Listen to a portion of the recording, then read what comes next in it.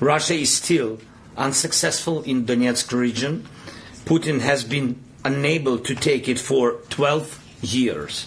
And the constitution of Ukraine makes it impossible to give up territory or trade land. Since the territorial issue is so important, it should be discussed only by the leaders of Ukraine and Russia at the trilateral Ukraine, United States, Russia. So far, Russia gives no sign that trilateral will happen, and if Russia refuses, then new sanctions must follow.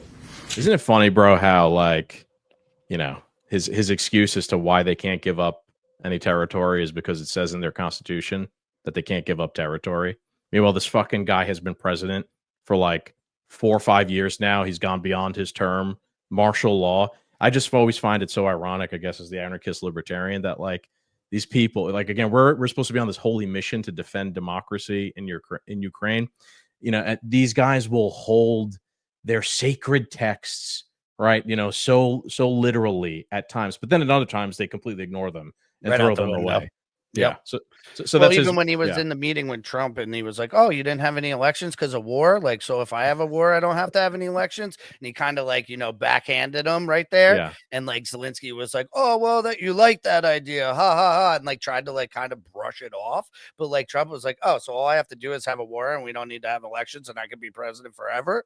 And he kind of just like put it out there to the world to be like, oh, is this a democracy? Oh, well, then everybody's like, well, they're under war. Well, we were under war. We changed presidents and we've done that, you know, so excuse me, are they really like a democracy or not?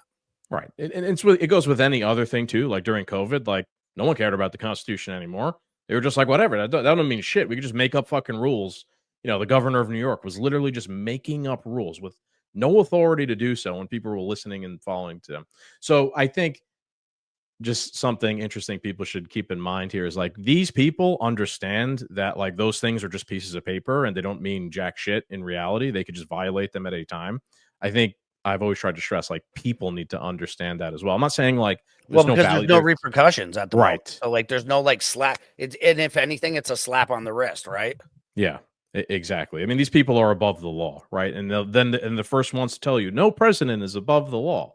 Right. Or, you know, no world leader is above the law. Yes, they are. Stop being naive. Stop thinking that they're not.